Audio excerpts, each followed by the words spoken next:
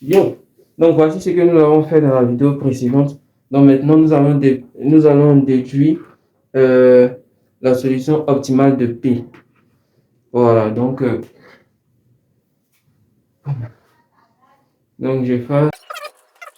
Si vous vous souvenez, dans le cours, au début, on avait dit tout ce qui est X devenait Y. Et maintenant, quand nous sommes arrivés au dernier tableau de la maximisation, dans la transposition qu'on devait transposer, on disait que tout ce qui est E devenait X et tout ce qui est Y devenait E. OK. Donc, c'est la même procédure, seulement que dans ce cas-là, au lieu que X soit égal à Y, X est égal à D. Parce qu'on a remplacé X par D. OK. Donc, arrivé à ce stade, tout ce qui est E devient X et tout ce qui est D devient E. Simple. Donc, je vais mettre ça. Je vais mettre ça là. Tout ce qui est E devient X. Tout ce qui est D devient E. OK. Donc, solution optimale de P. Solution optimale de P. Donc, déjà, on a dit que pour pouvoir faire cela, on supprimait la colonne des variables en base. Et celui-là. Ensuite, on va prendre ça, c'est-à-dire on retient ça, ça, ça, et on va transposer en multipliant par -1. Donc, on va récupérer ce qui reste.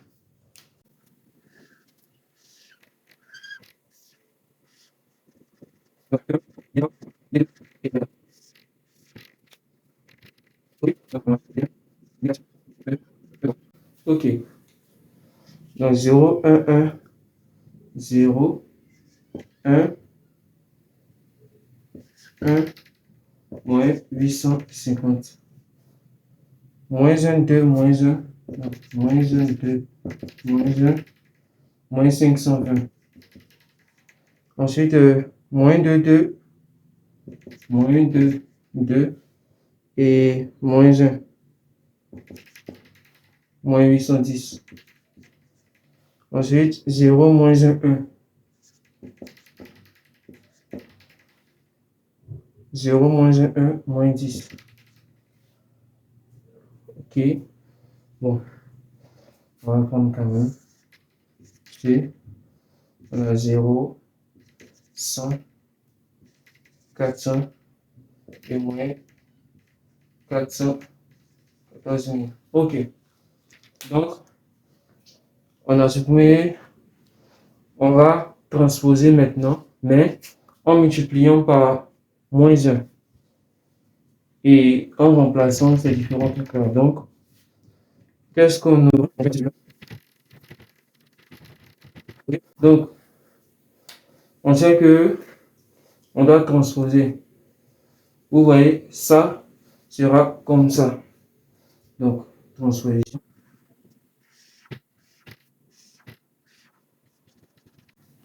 Donc, on transpose. Donc, tout ce qui est comme ça devient comme ça. Donc, on aura D1. Mais souvenez-vous, tout ce qui est D devient E. Donc, on a E1. D4, tout ce qui est D devient E. Donc, on a E4. E2, tout ce qui est E devient X. Donc, on a X2. Tout ce qui est E devient X. Donc, on a X3. On transpose en remplaçant. Donc, tout ce qui est comme ça devient comme ça. Tout ce qui est comme ça devient comme ça.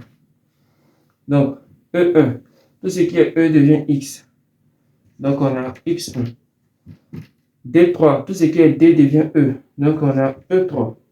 D2, tout ce qui est D devient E. Donc, nous avons E2.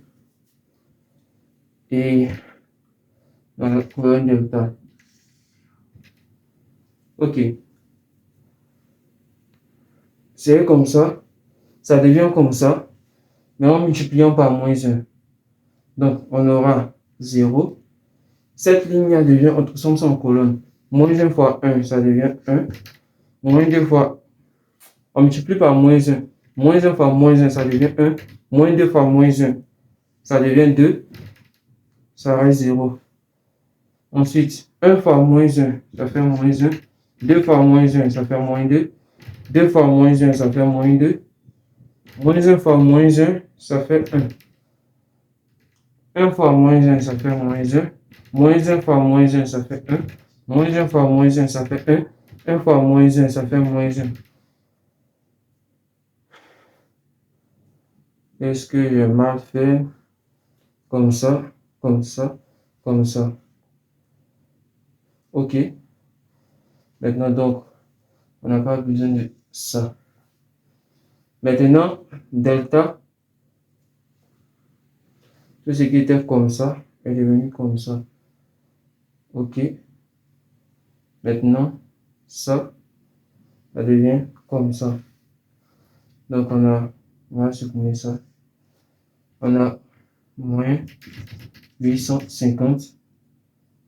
Moins 850 fois moins 1, ça fait 850. Moins 520 fois moins 1, ça fait 520. Moins 810 fois moins 1, ça fait 810. Moins 10 fois moins 1, ça fait 10.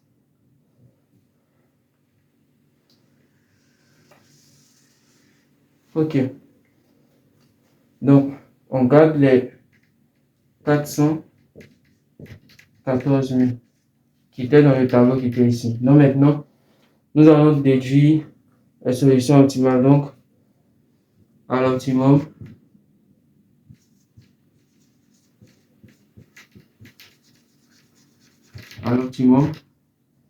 les variables en base. Donc, on a E1 qui est égal à 850. On a E4 qui est égal à 520. On a X2 qui est égal à 810. Et on a X3 qui est égal à 10. Et tout ce qui est variable en base, variable hors base, pardonnez, est égal à 0. Donc X1 est égal à 0. E3 est égal à 0. E2 est égal à 0. Maintenant, min Z est égal à valeur absolue de moins 414 000. Ce qui donne 414 000. Voilà. Question 5. À l'optimum, quels jeunes plants ont été achetés en surplus? Précisez le ou les quantités excédentaires de deux façons différentes. Ok. Je vous ai dit qu'on cherchait à savoir est-ce qu'il faut acheter un lot A, est-ce qu'il faut acheter un lot B, combien de lots C il faut acheter. Voilà, ça, voici pourquoi on a fait tout ça. Donc, on va conclure maintenant. Si vous vous souvenez bien, on avait dit que X2, c'était le nombre de lots B à acheter. X3, le nombre de lots C à acheter. X1, le nombre de lots A à acheter. X2 est égal à 810. Ça veut dire qu'il faut acheter 810 lots de A. X3, c'était le lot C. Donc, 810 lots de A et 10 lots de C. Vous voyez, X1 est égal à 0. Ça veut dire qu'il ne faut même pas acheter de lot A. Donc, ça, c'est la conclusion. Tout ça pour pouvoir réaliser un coût minimum de 414 000 francs CFA. Donc, ça, c'est la conclusion. Maintenant, on nous a demandé d'interpréter aussi. Regardez, nous sommes dans les variables en base. Et on a les variables d'écart E1 et E4. Donc, quand vous voyez les variables d'écart, quand nous sommes à l'optimum et que vous voyez les variables d'écart dans les variables en base, ces variables d'écart signifient des excès, des excédents. E1, c'est la variable d'écart reliée au plan de café. E4, c'est le plan de citron. E3, c'est le plan de VA. E2, c'est le cacao. Donc, E1 est égal à 850, E4 est égal à 520. Ça veut dire qu'il y a un excédent de plan de café et il y a un excédent de plan de citron. E3 et E2 sont égales à 0, 0. Ça veut dire qu'il n'y a pas d'excédent de plan de VA ni de plan de cacao. Voilà. Donc, nous avons fini avec ce BTS. On passe à un autre BTS. Oh là là. Je suis épuisé. Ciao.